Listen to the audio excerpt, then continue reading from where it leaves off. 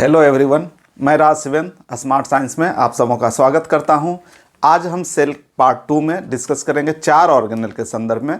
वे हैं plasma membrane, cell wall, centrosome और endoplasmic reticulum. तो चलिए शुरुआत करते हैं प्लाज्मा मेम्ब्रेन से।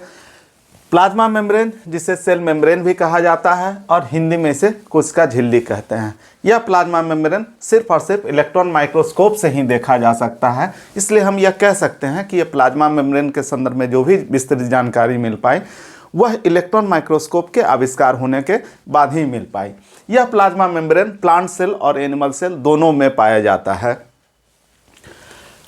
प्रत्येक कोशिका चारों तरफ एक पतली झिल्ली से घिरी होती है जो कि बहुत ही मुलायम होती है और यह अपने छोटे टूट फूट को बहुत जल्द रिपेयर कर लेती है। उसे ही प्लाज्मा मेम्ब्रेन कहते हैं।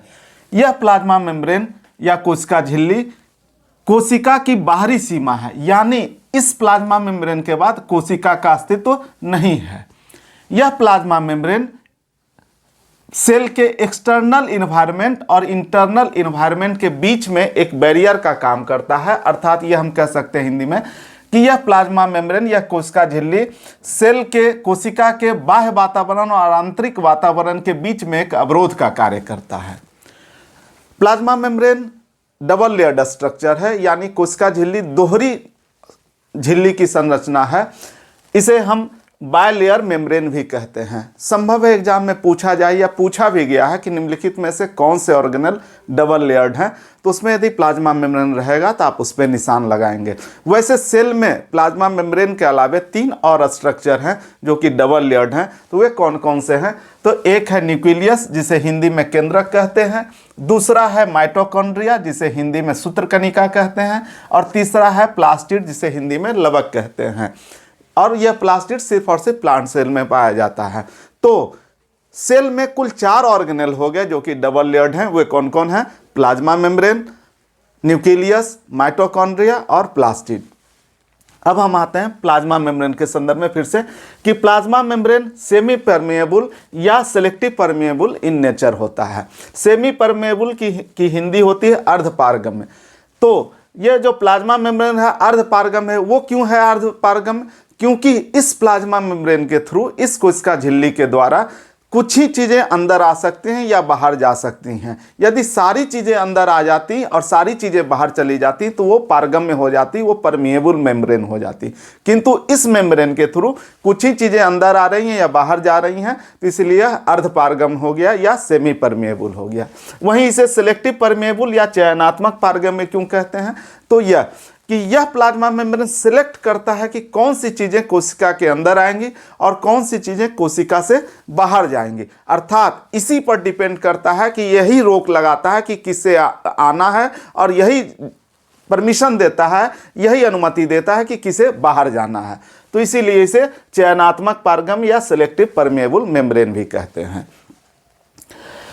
अब आते हैं कि ये प्लाज्मा मेम्ब्रेन किस चीज़ की बनी होती है। तो प्लाज्मा मेम्ब्रेन मुख्यतः प्रोटीन और लिपिड की बनी होती है। वैसे तो इसमें प्लाज्मा मेम्ब्रेन में प्रोटीन और लिपिड के अलावे कुछ जल भी पाए जाते हैं और ओलिगोसैकेराइड भी पाए जाते हैं। हालांकि उतने विस्तृत जानने की आवश्यकता नहीं है, लेकिन फिलहाल इतना तो जरूर कि जो कि एग्जाम में पूछा जाता है कि प्लाज्मा मेम्ब्रेन मेनली किस चीज़ की बनी होती है, मुख्यतः किस चीज़ की बनी होती है, तो आप आंसर देंगे protein plus lipid.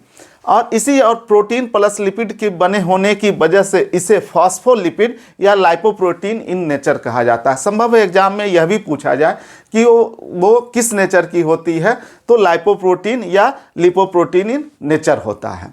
Plasma membrane के संदर्भ में बहुत से सारे सिद्धांत दिए गए कि यह किस चीज़ की बनी हुई है। उसमें सर्वाधिक मान्य मत जो है वो फ्लूइड मोज़ेक मॉडल है, जिसे कि सिंगर एवं निकोलसन महोदय ने दिया था। यह भी एग्जाम के दृष्टिकोण से काफ़ी महत्वपूर्ण है। अब हम आते हैं 2 टर्म, इंडोसाइटोसिस और एक्सोसाइटोसिस। यह भी प्लाज्मा मेम्ब्रेन से रिलेटेड है। यानी कोशिका जब किसी बड़े कण को, लार्ज मॉलिक्यूल को अपने अंदर लेती है तो वो इंडोसाइटोसिस प्रक्रिया कहलाती है। वो प्रोसेस इंडोसाइटोसिस होता है। इंडो मीन्स की अंदर आना, वहीं एक्सो मीन्स की बाहर निकलना।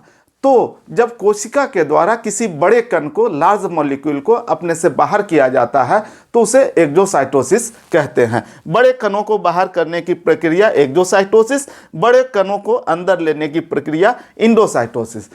इसका एक उदाहरण हम अमीबा के संदर्भ में देते हैं। अमीबा जो कि यूनिसेलुलर लिविंग ऑर्गेनिज्म है, वो जब अपने फूड का इंजेक्शन करता है, अपने फूड को अंतर्ग्रहण करता है, फूड अपने अंदर लेता है, तो वो प्रक्रिया भी एंडोसाइटोसिस कहलाती है। वहीं जब वो एक्सक्रीशन करता है तो वो प्रक्रिया भी एक्सोसाइटोसिस कहलाती है।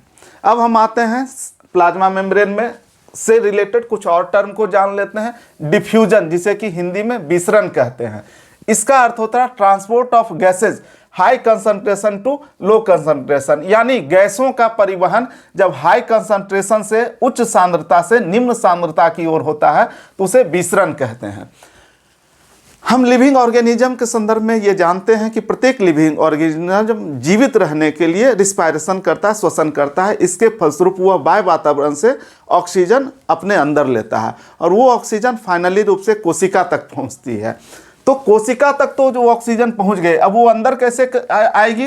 तो वो अंदर आती है जब अंदर में, सेल के अंदर में, कोशिका के अंदर में ऑक्सीजन का कंसंट्रेशन, ऑक्सीजन की सांद्रता कम होती है तो ये बाहर से अंदर चली आती है। जैसे ऑक्सीजन अंदर आई वो फाइनली रूप से फिर माइटोकॉन्ड्रिया तक पहुंचती है। उस माइटोकॉन्ड्रिया में कुछ सर्टेन केमिकल रिएक्शन होते हैं जिसके फलस्वरूप ग्लूकोज टूटकर, ग्लूकोज का ऑक्सीडेशन होकर वहाँ पे कार्बन डाइऑक्साइड का निर्माण होता है, जल का भी निर्माण होता है और एनर्जी का भी निर्माण होता है। तो जैसे ऑक्सीजन अंदर आया, यहाँ पे सर्टेन केमिकल रिएक्शन हुआ और कार्बन डाइऑक्साइड का फॉर्मेशन हुआ। जैसे ही कार्बन डाइऑक्साइड का फॉर्मेशन हो गया, मीन्स कि सेल के अंदर में कार्बन डाइऑक्साइड का परसेंटेज या कंसंट्रेशन या सांद्रता बढ़ गई, तो यह सेल अपने कार्बन डाइऑक्साइड को बाहर कर दिया। बाहर चूंकि कार्बन डाइऑक्साइड का कंसंट्रेशन कम है तो यहां से ये बाहर हो गया। और वहीं जैसे अंदर में ऑक्सीजन का कंसंट्रेशन, ऑक्सीजन की सांद्रता कम हुई तो बाहर में यदि ऑक्सीजन की अधिकता है तो वहां से अंदर आ गया। तो यही प्रक्रिया विसरण है, यही प्रक्रिया डिफ्यूजन है। अब हम आते हैं ऑस्मोसिस पे, जिसे हिंदी में परासरण कहते हैं। इसमें क्या होता है? तो transport of water low concentration to high concentration through plasma membrane, यानी प्लाज्मा मेम्ब्रेन के द्वारा, कोशिका झिल्ली के द्वारा जब जल का परिवहन निम्न सांद्रता से उच्च सांद्रता की ओर होता है, लो कंसंट्रेशन से हाई कंसंट्रेशन की ओर होता है, तो उसे ऑस्मोसिस कहते हैं। हम लोग जो एनिमल की श्रेणी में आते हैं, वो उन्हें जब पानी की आवश्यकता होती है तो वो पानी पी लेते हैं, किंतु प्लांट्स अपने अंदर जब प्लांट्स को पानी की आवश्यकता होती है तो प्लांट्स इसी ऑस्मोसिस, इसी परासरण इसी परासरण प्रोसेस के द्वारा अपने अंदर पानी लेते हैं। जो unicellular living organism, aquatic animal भी हैं, वो भी इसी ऑस्मोसिस के द्वारा अपने अंदर पानी को लेते हैं। अब हम आते हैं पैसिव ट्रांसपोर्ट और एक्टिव ट्रांसपोर्ट। पैसिव ट्रांसपोर्ट, जिसे हिंदी में निष्क्रिय परिवहन कहते हैं, यानी कोशिका में जब किसी चीज़ का आदान प्रदान होता है, किसी चीज़ों का अंदर लेना या बाहर लेना होता है, उसमें जब ऊर्जा की आवश्यकता होती है तो उसे निष्क्रिय परिवहन कहते हैं या पैसिव ट्रांसपोर्ट कहते हैं। और इसके उदाहरण है ऑस्मोसिस, डिफ्यूजन। वहीं जब कोशिका में सक्रिय परिवहन यानी एक्टिव ट्रांसपोर्ट उसे कहते हैं, उस प्रोसेस को कहते हैं जहां किसी चीज़ का आदान प्रदान होने में ऊर्जा की आवश्यकता होती है, एनर्जी रिक्वायर्ड होता है। इसके उदाहरण है जैसे कि सोडियम आयन, पोटेशियम आयन का आदान प्रदान या उसका परिवहन। इसमें कुछ आयंस और मॉलिक्यूल्स होते हैं जो कि एगेंस्ट कंसंट्रेशन ग्रेडियंट इनका एक्सचेंज होता है या परिवहन होता है या ट्रांसपोर्ट होता है। अब हम प्लाज्मा मेम्ब्रेन के सबसे महत्वपूर्ण कार्य पर आते हैं कि यह आने जाने वाले पदार्थों पर नियंत्रण रखता है, उसको ये कंट्रोल करता है। प्लाज्मा मेम्ब्रेन की सबसे प्रमुख बात यह है। इसकी अन्य बातों में यह कोशिका को एक निश्चित आकार देता है यानी फिक्स्ड शेप देता है, यह मैकेनिकल सपोर्ट करता है यानी यांत्रिक सहारा देता है, साथ में यह प्रोटेक्शन करता है यानी कि वह सेल ऑर्गेनेल, जो भी ऑर्गेनेल हैं या साइटोप्लाज्म है, उनकी यह सुरक्षा करता है। एक और अन्य कारणों में कि एनिमल सेल में यानी जंतु कोशिका में यह सीलिया, फ्लैजिला, माइक्रोविलाई इत्यादि के भी निर्माण में सहायक होता है। आप चाहें तो इसका एक स्क्रीनशॉट ले लीजिए, इसके बाद फिर हम आएंगे सेल वॉल पे। अब हम आते हैं कोशिका भित्ति पे, जिसे अंग्रेजी में सेल वॉल कहते हैं। यह सेल वॉल सिर्फ और सिर्फ पादप कोशिका में पाया जाता है। हम लोग जब प्लांट सेल और एनिमल सेल दोनों का जब डिफरेंस करते हैं तो वहाँ भी देखते हैं, एक पॉइंट वहाँ भी देते हैं कि सेल वॉल सिर्फ और सिर्फ प्लांट सेल में पाया जाता है, वहीं एनिमल सेल में इसका अभाव होता है। किंतु प्लांट सेल के अलावा यह बैक्टीरिया और फंजाई और कुछ प्रोटिस्ट्स में भी ये पाए जाते हैं।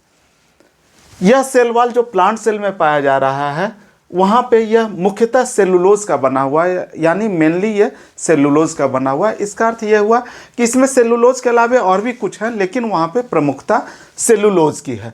तो यह एग्जाम में संभव है पूछा जाए आपसे इस रूप में कि प्लांट सेल में जो पाया जाता है सेल वॉल वो मेनली किस चीज़ की बनी होती है, तो वह सेलुलोज की बनी होती है। आप वहाँ पे सेलुलोज में आंसर लगाएंगे, आंसर देंगे सेलुलोज का।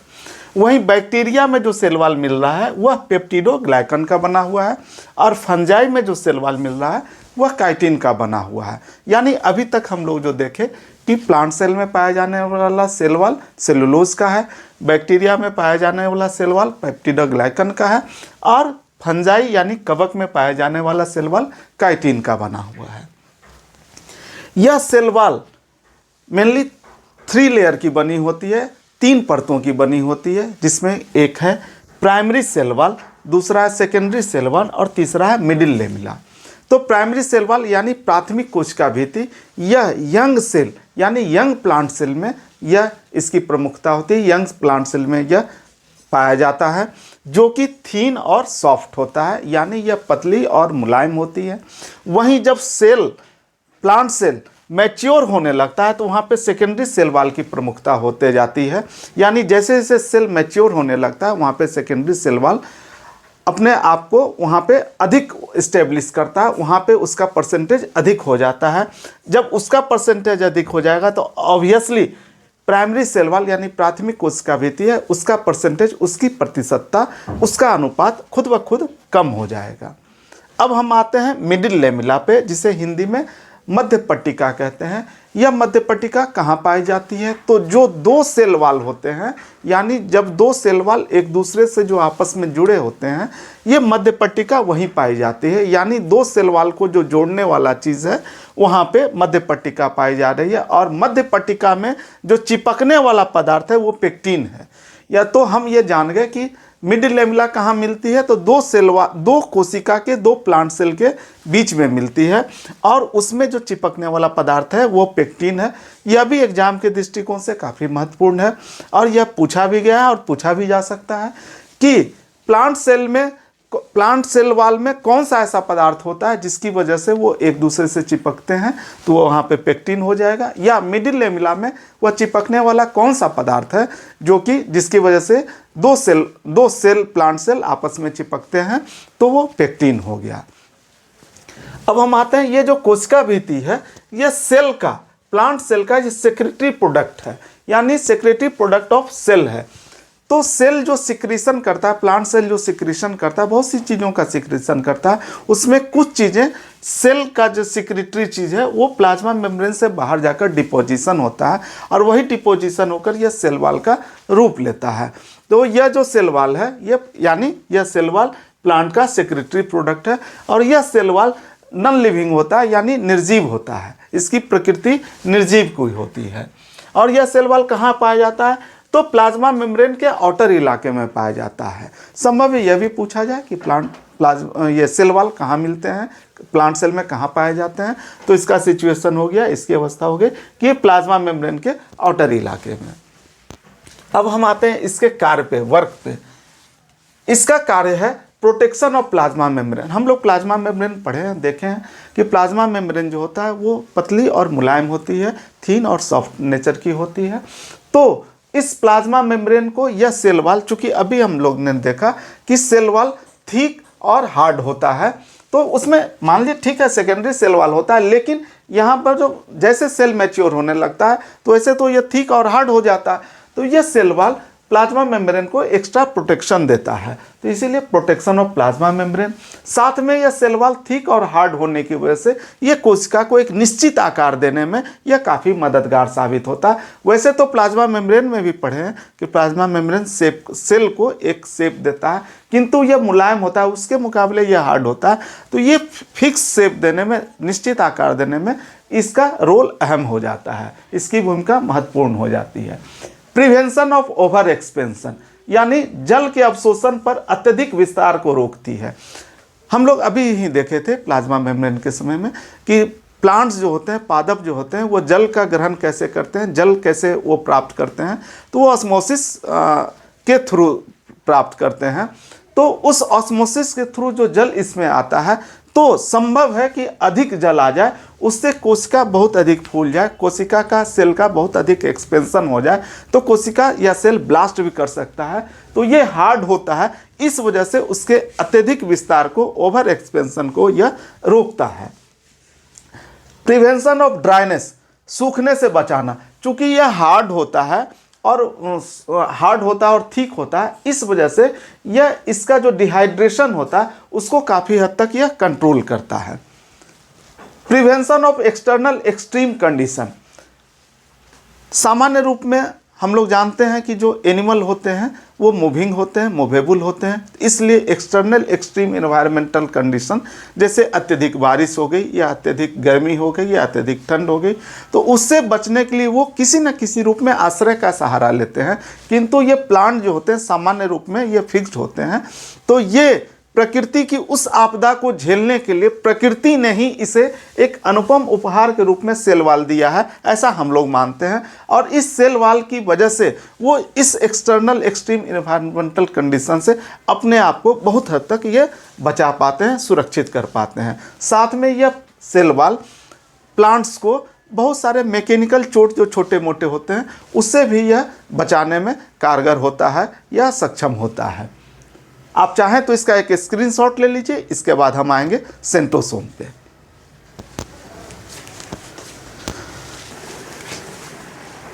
अब हम आते हैं सेंट्रोसोम पे, जिसे हिंदी में तारक काय कहते हैं। इसकी खोज बोवेरी महोदय किए थे और यह सेंट्रोसोम सिर्फ और सिर्फ एनिमल सेल में मिलता है, यानी सिर्फ और सिर्फ जंतु कोशिका में मिलता है।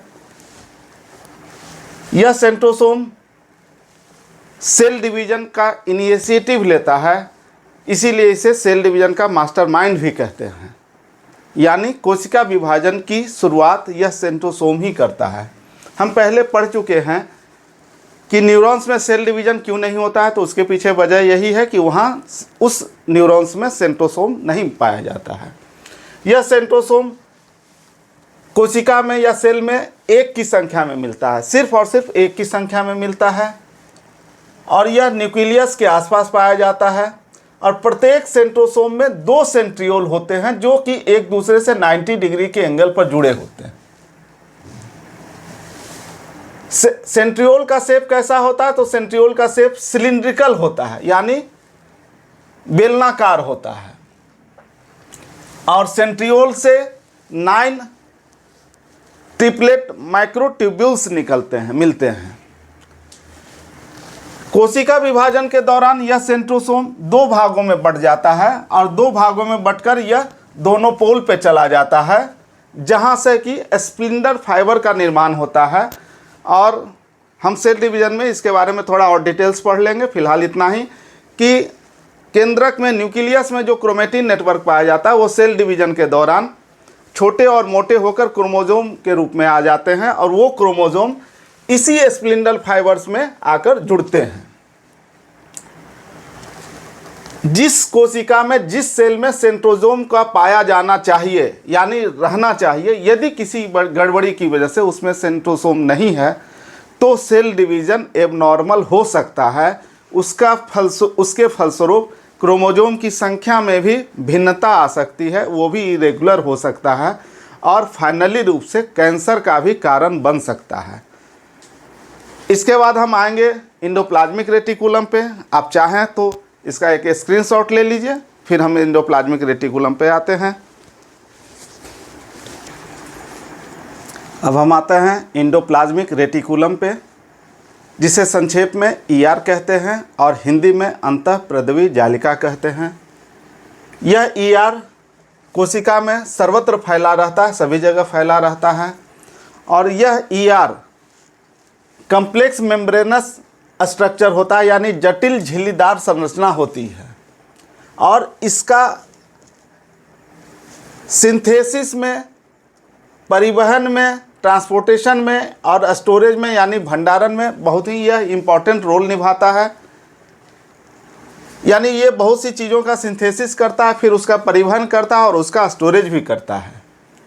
सामान्यतः यह दो प्रकार का होता है, एक स्मूथ इंडोप्लाज्मिक रेटिकुलम जिसे हिंदी में चिकनी अंतःप्रद्रवी जालिका कहते हैं, वहीं दूसरा रफ इंडोप्लाज्मिक रेटिकुलम जिसे हिंदी में खुरदरी अंतःप्रद्रवी जालिका कहते हैं।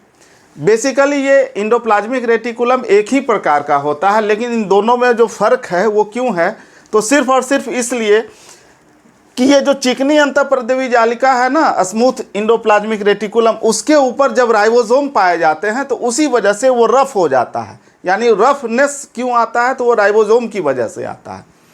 और वही राइबोसोम प्रोटीन सिंथेसिस का काम करता है, इसीलिए rough endoplasmic reticulum protein synthesis का वो सेंटर हो जाता है। वहीं smooth endoplasmic reticulum fat synthesis के लिए मेनली जाना जाता है। यानी परीक्षा में आपसे पूछा जा सकता है कि फैट सिंथेसिस कहाँ होता है, तो वो स्मूथ इंडोप्लाज्मिक रेटिकुलम पे। वहीं प्रोटीन सिंथेसिस कहाँ होता है, किस प्रकार के इंडोप्लाज्मिक रेटिकुलम पे, तो रफ इंडोप्लाज्मिक रेटिकुलम हो गया। ऐसे यदि प्रोटीन सिंथेसिस पूछा जाएगा, वो तो राइबोसोम करता है प्रोटीन सिंथेसिस। इसके बारे में संक्षेप में पहले भी देख चुके हैं, और इसके बाद हम राइबोसोम पे आएंगे तो वहाँ भी उसके बारे में डिटेल्स जान लेंगे। तो ये जो स्मूथ इंडोप्लाज्मिक रेटिकुलम है मेनली फैट सिंथेसिस किया, लेकिन इसके अलावा वो कार्बोहाइड्रेट और स्टेरॉयड का भी निर्माण करता है, उसका भी सिंथेसिस करता है। और ये सभी चीज़ें प्लाज्मा मेम्ब्रेन के भी निर्माण में काम आती है, और साथ में हार्मोन्स और एंजाइम्स के भी निर्माण में काम आती है। इसलिए इसका रोल बहुत ही अधिक हो जाता है। और वैसे सेल जो कि सेक्रेटरी नेचर के होते हैं, वहाँ पे ACR अधिक संख्या में मिलते हैं, और वैसे सेल जहाँ प्रोटीन सिंथेसिस अधिक होता है वहाँ पे RER अधिक मिलते हैं। हम और भी जानेंगे, आगे जान लेंगे कि ACR और किस प्रकार के सेल में अधिक मिलते हैं। तो ACR मसल्स और लिवर सेल में भी अधिक मिलते हैं, हम आगे उसको देख लेते हैं। फिलहाल इतना है कि प्लाज्मा मेम्ब्रेन का जो निर्माण होता है इन सभी चीज़ों के द्वारा, तो उसे प्लाज्मा मेम्ब्रेन के निर्माण को हम मेम्ब्रेन बायोजेनेसिस कहते हैं। यह भी एक टर्म है, आप चाहें तो इसे भी ध्यान रख लेंगे। अब हम आते हैं कि इंडोप्लाज्मिक रेटिकुलम के फंक्शन पे। चूँकि इंडोप्लाज्मिक रेटिकुलम का विस्तार कई बार न्यूक्लियर पोर, ये जो न्यूक्लियर मेम्ब्रेन होता है इसमें कहीं कहीं कुछ कुछ छिद्र होते हैं, तो इंडोप्लाज्मिक रेटिकुलम न्यूक्लियर पोर से लेकर कभी कभी इसका विस्तार प्लाज्मा मेम्ब्रेन तक होता है। कई बार इंडोप्लाज्मिक रेटिकुलम का विस्तार साइटोप्लाज्म तक ही होता है। आप यहाँ पर देख सकते हैं कि ये ACR है, स्मूथ इंडोप्लाज्मिक रेटिकुलम, ये बिल्कुल चिकनी है। वहीं यहाँ पे ये जो खुरदरा दिख रहा है, ये जो रेड कलर का से हमने मार्क किया है, सिर्फ ऐसा नहीं कि वो रेड होता है, तो रेड से मार्क किया है, तो इसी वजह से ये खुरदरी हो गई, तो रफ इंडोप्लाज्मिक रेटिकुलम हो गया। तो ये ER पूरे ये में फैला हुआ है, और ये इसके इंटरनल सरफेस को भी काफ़ी हद तक बहुत बढ़ा देता है। क्योंकि ये इतनी छोटी में बहुत अधिक देख रहे हैं कि एक दूसरे के ऊपर ये पैरेलल फैला हुआ है। साथ में यह स्केलेटल सिस्टम का भी सेल के लिए काम करता है, यानी यह मैकेनिकल सपोर्ट का भी काम करता है। वहीं चूँकि ये न्यूक्लियर मेम्ब्रेन से जुड़ा होता है, उसके न्यूक्लियर पोर से जुड़ा होता है, और ये इसका विस्तार साइटोप्लाज्म तक भी होता है, तो इसीलिए न्यूक्लियस में तैयार जेनेटिक मटेरियल को साइटोप्लाज्म में पहुंचाने तक का ये रास्ता का भी निर्माण करता है। वहीं प्रोटीन और लिपिड का जो निर्माण होता है उसे भी साइटोप्लाज्म या कोशिका के अन्य ऑर्गेनेल्स तक भी पहुंचाने का काम करता है। इसीलिए इसे इंटरसेलुलर ट्रांसपोर्ट सिस्टम भी कहते हैं, यानी हिंदी में अंतःकोशिकीय परिवहन। कभी कभी परीक्षा में यह पूछा गया है कि निम्नलिखित में कौन से सेल ऑर्गेनेल हैं जो कि इंटरसेलुलर ट्रांसपोर्ट सिस्टम का काम करते हैं। उसमें इंडोप्लाज्मिक रेटिकुलम का जहां ऑप्शन होगा आप उस पर निशान लगाएंगे। फिर इसे प्रोटीन और लिपिड के प्रोडक्शन सेंटर के रूप में भी इंडोप्लाज्मिक रेटिकुलम को जाना जाता है, माना जाता है। वहीं यदि इसमें क्लियर करता है तो आप protein synthesis rough endoplasmic reticulum पे लगाएंगे, वहीं लिपिड का सिंथेसिस स्मूथ इंडोप्लाज्मिक रेटिकुलम पे लगाएंगे। यह SER यदि वर्टिब्रेट्स, ये एनिमल का एक श्रेणी है, वर्टिब्रेट्स जिसे हिंदी में कशेरुकी कहते हैं, उसमें ये लीवर सेल में और मसल्स में अधिक संख्या में पाया जाता है।